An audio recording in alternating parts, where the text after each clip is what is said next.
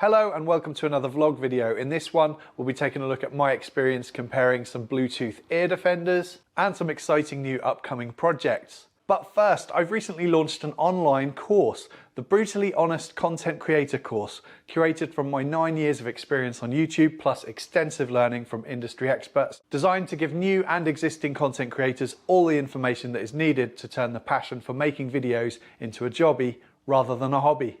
This comprehensive course consists of over 2 hours of content covering topics such as thumbnails and titles, working with brands and sponsors, filming and editing, monetization strategies, the YouTube algorithm, and more. I also delve into full breakdowns of my earnings over the years and provide actionable strategies for monetization. This course isn't me pretending to be some kind of YouTube guru, but unlike others, it's a genuine effort to share honest, practical tips and advice to help aspiring content creators. You'll also get access to an exclusive online forum where you can ask questions, get feedback, and share your experiences with me and others in the video making community. So if you're serious about long-form content creation, check out the link below to get started. For limited time, special pricing available now.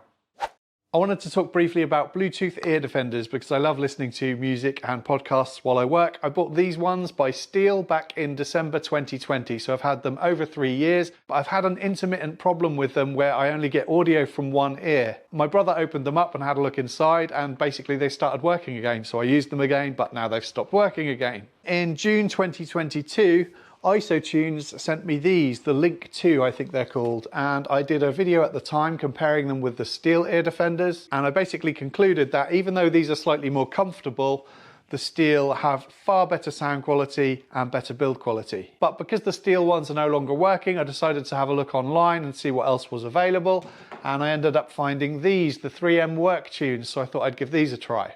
Unfortunately though, I'm going to be sending these ones back, and here's why. As I mentioned, the IsoTunes are the most comfortable, and I'd actually say the 3M ones are the second most comfortable, and the Steel are last in terms of comfort, but saying that, I can happily wear them all day, and it's not like they're uncomfortable, it's just that these two are marginally better. In terms of build quality, even though the Steel ones have stopped working on me, I still think they are the most robust in how they're designed.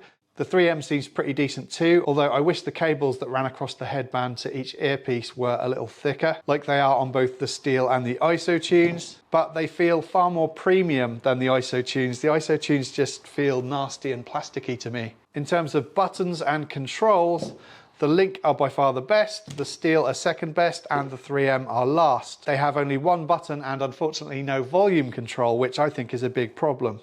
I don't want to be fishing around in my pockets to reach for my mobile phone when my hands are covered in sawdust and glue. But onto the reason I'm going to be sending these ones back is the poor sound quality. Unfortunately, they sound just as bad as the IsoTunes in my opinion. Really middly and just unpleasant. They'd be fine for listening to podcasts, but if you want to listen to music, there is only one option in my opinion. And that's not to say that these sound fantastic either. I have headphones that sound way better than these, but these are the only Bluetooth ear defenders that I've found that in my opinion sound good enough. So it looks like I'm going to be buying another pair of these. It's not like any of these three products are particularly bad. Each has their advantages and weaknesses, but I would say if you care at all about sound quality, there's only one option, and that's the Steel.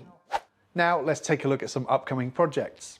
I need to build a 12-meter long fence on a tight budget to span this length of wall here, mainly because this drop has always felt a little bit dangerous, especially when you've got kids running around the garden, and baby Brown is probably likely to start walking soon.